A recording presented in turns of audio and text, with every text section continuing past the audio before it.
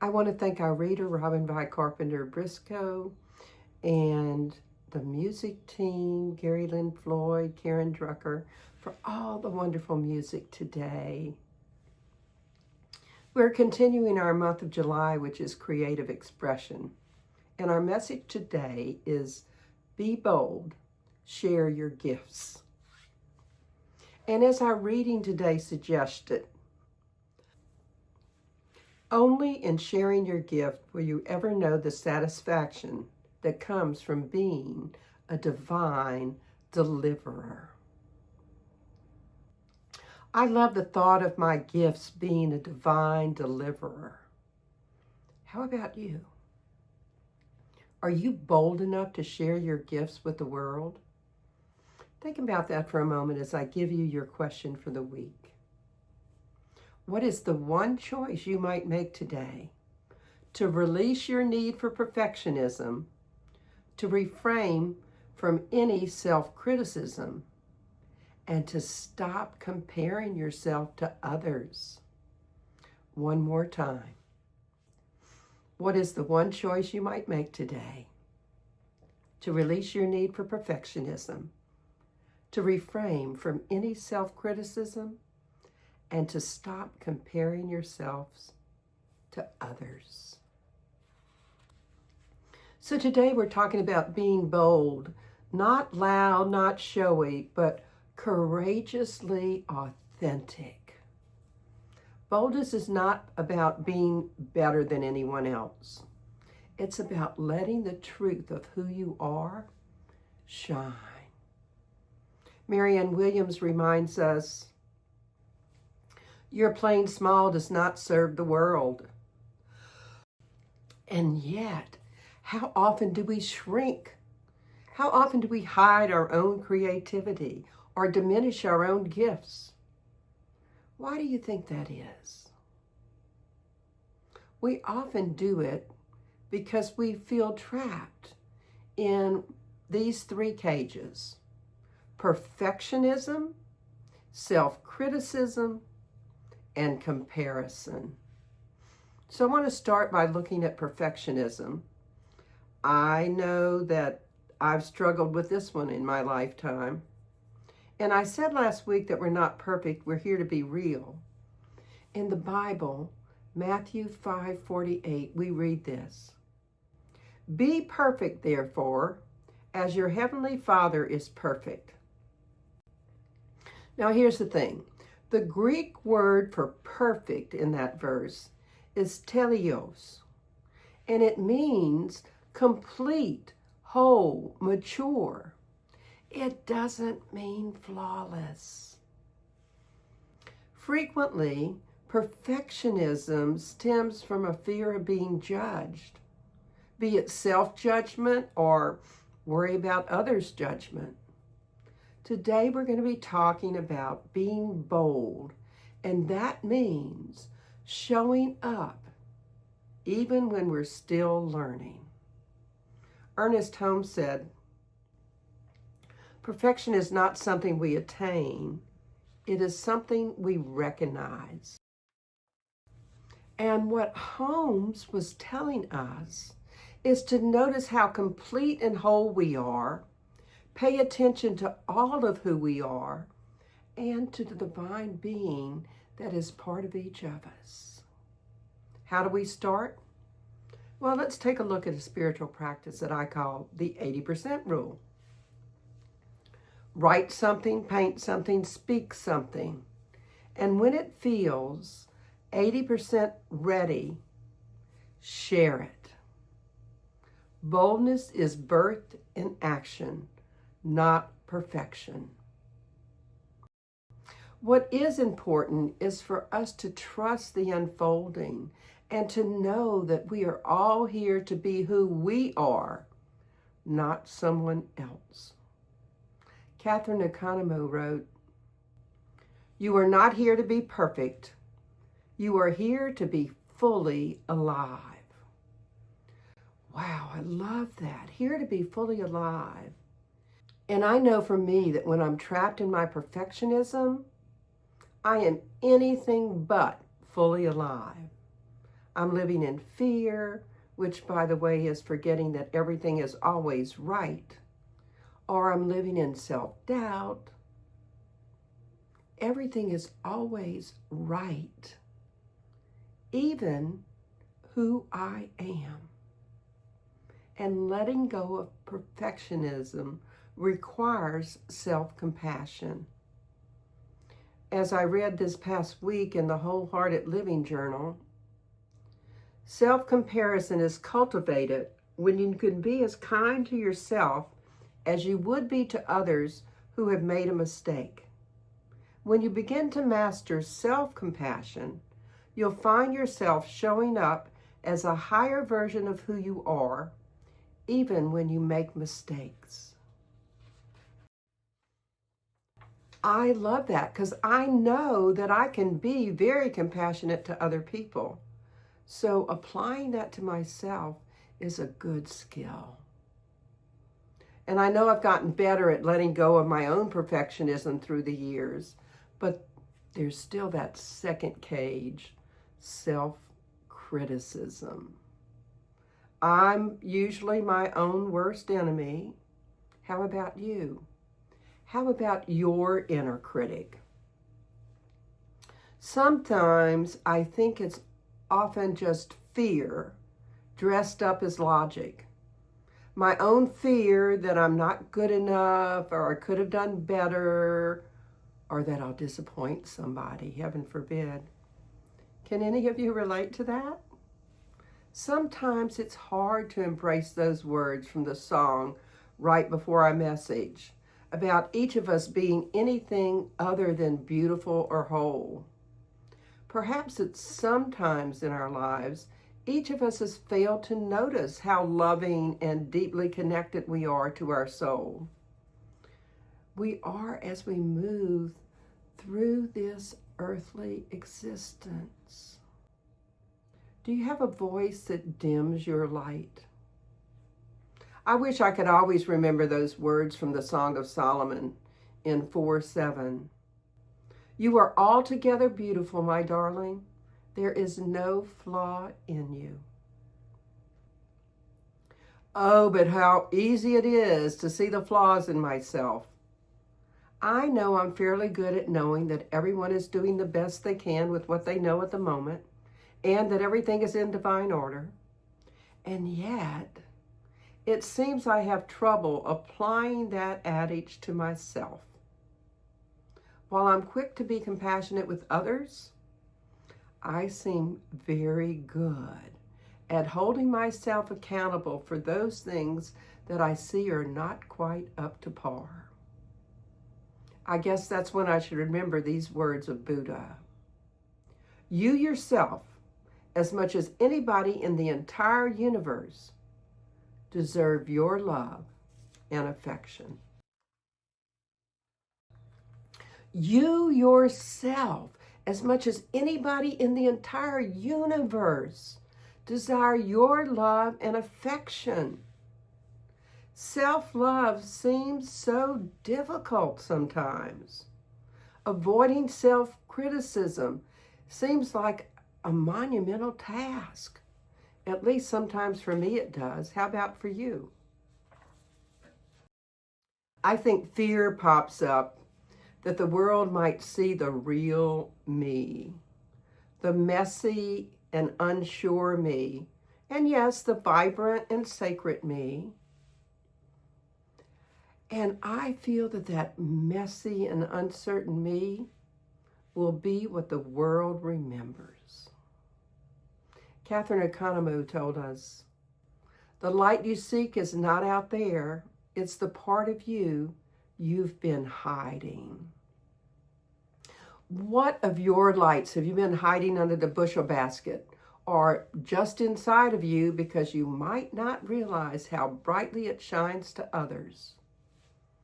What if your so-called flaws are actually your fingerprints? What if those flaws are the things that make you real? The things that make others able to relate to you? Let's try another spiritual practice. It's called the mirror of grace. Finish each of these following statements with the first thing that comes into your mind and say them aloud so that you can hear yourself. Or better yet, later today, say them into the mirror. Something I love about myself is. Something I'm learning to love is. A gift I want to share more boldly is. And when you're answering those, be vulnerable and kind. And while you're contemplating the answers, let me tell you a story about a little girl and a blank canvas. Narissa dreamed about being an artist.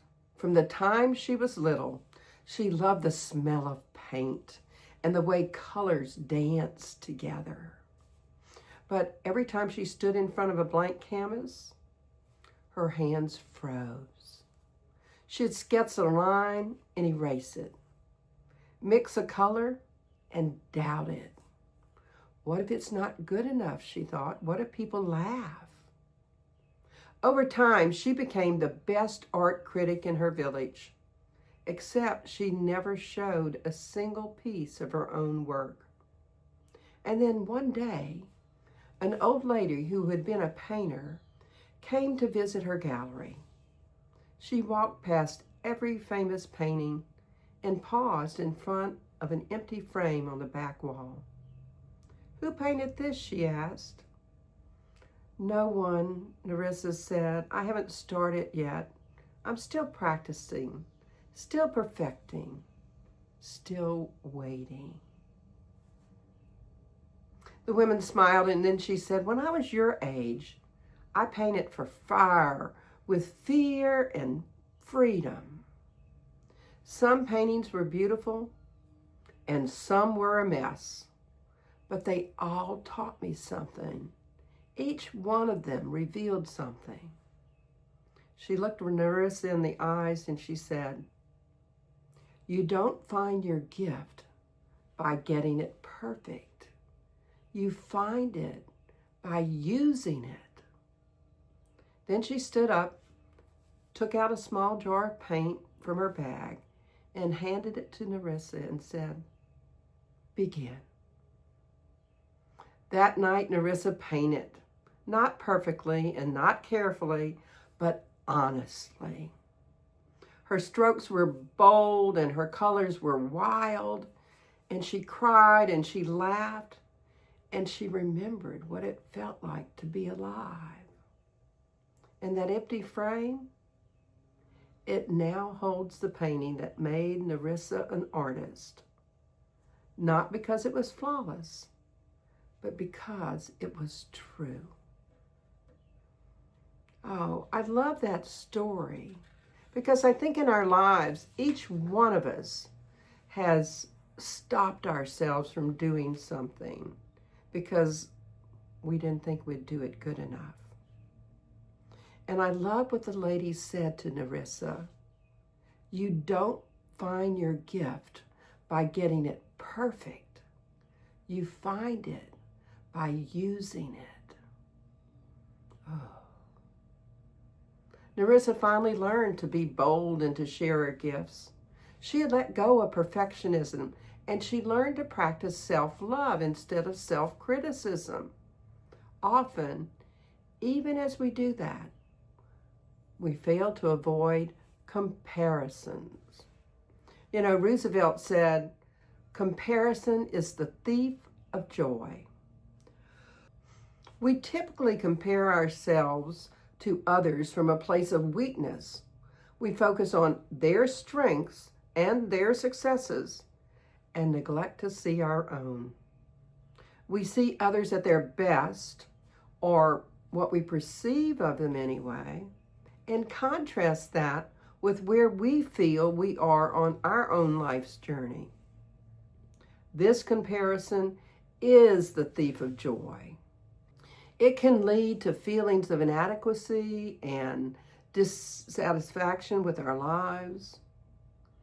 And in comparing, we often see this enormous gap because deep down, we know we're capable of so much more. It's interesting how we rarely see ourselves as a work in progress and instantly get down on ourselves that we're not at the highest level we expect from others. Author John Acuff wisely counsels, don't compare your beginning to someone else's middle. I often wonder where in my life story I'm at. How about you? And I do know that I compare myself to other people. Take note, comparison kills boldness. We see someone else singing or painting or teaching, and we think, wow, they already do that great. Do such thoughts have you not starting or not attempting a new skill? Sometimes I know I act as though I'm a second grader who should know how to do calculus or understand quantum physics when I'm just beginning to learn something new. It sounds ridiculous, but I think it's a way that a lot of us allow comparison to steal our joy or to have us running away from something we could truly enjoy if we gave it more time, if we were bolder. Rather than comparing, what if you tried being bold, being tenacious? Yogananda said, be as simple as you can be. You will be astonished to see how uncomplicated and happy your life can become. I, for one, know I would love to have a life that's less complicated and happy. How about you? What would you do to achieve that? Be yourself. Be unabashedly and totally you. Lao Tzu told us, when you are content to be simply yourself and don't compare or compete, everyone will respect you. And to release those daunting comparisons and competitions that we make up in our minds, try this spiritual practice. It's called Bless, Don't Compare. Every time you feel envy or start to compare yourself as less than another, say this truth. I bless their gifts and I celebrate my own. I bless their gifts and I celebrate my own. When we celebrate our own gifts, we have no need to feel inadequate. We're standing in the knowing that nothing can hold us from becoming all of who we are, all of who we can be, and remembering who we truly are. We step into that being that is all that we can be, and we remember that truth. Our gifts matter. You were given gifts on purpose, not to hoard, but to share. So are you sharing them, or are you hiding because you might not see the real value in them? One of the lessons in the Course in Miracles is to give and to receive are one in truth. So give your gifts, and rather than compare, just receive the gifts others have to offer. Enjoy their music, their art, their wisdom, their writings. In the Bible, 1 Corinthians 12:7, we read, to each is given the manifestation of the Spirit for the common good. So take that manifestation that the Spirit is within you, which is the light within you, and let it shine for the common good. When you share your gifts, others remember to share theirs as well. Ernest Holmes put it beautifully. Life is not something to be endured.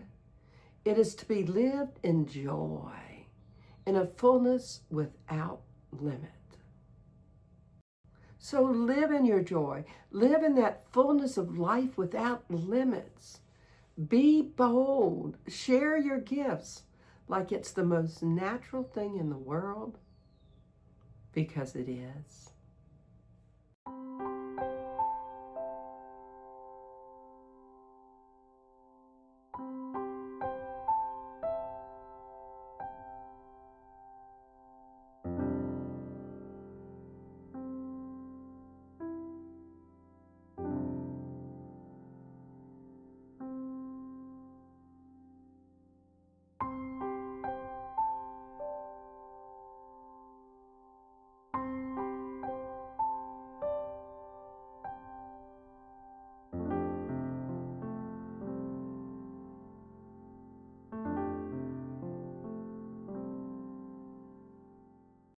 And so in summary, how might you be bold and share your gifts?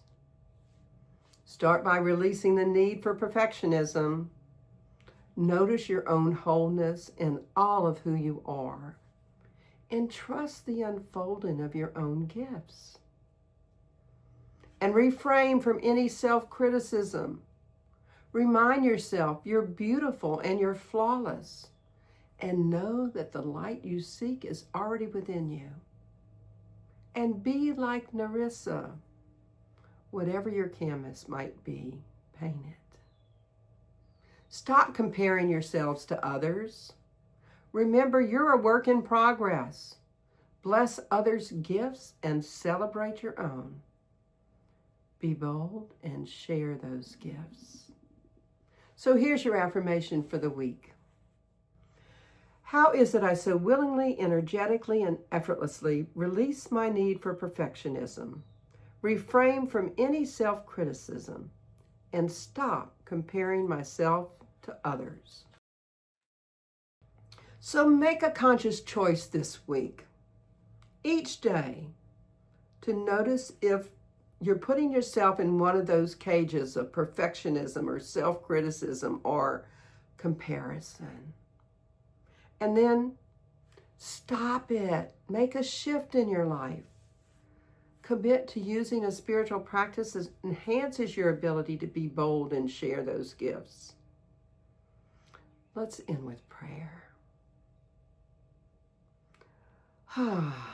Divine Presence, may each of us remember to say daily, I bless others' gifts and I celebrate my own. May we be bold and know that our gifts matter, and sharing them encourages others to share their own. May we trust that perfectionism and self-criticism and comparisons are not what Spirit wants for us, and know that everything is in divine order, perfect, just the way it happens in our lives. Divine Spirit, what I know to be the truth is that each of us heard something today that's helping us to live in our creative expression and to be bold and share our gifts. I see each of us as the embodiment of divine love. Guide our steps with wisdom, fill our days with gentleness and vision, and let each of us be rooted in peace and lifted by love. Choosing today to live in a divine alignment with the truth of our being, know that all we are and all that we might become is right there within us. I'm grateful for each person who chose to spend some time with us today. Grateful that we can go forth with joy and courage and boldness and an open heart, knowing that we are guided. Whether it be messy, perfect, we are our wonderful selves. And it's with great gratitude that I release this into that divine yes, knowing the joy, bliss, and blessings that occur knowing that it's done. So I say amen, and we affirm it together. And so it is. I am so grateful to everyone that continues to donate to our community. It fills my heart with joy. Thank you so much. Enjoy our offertory song.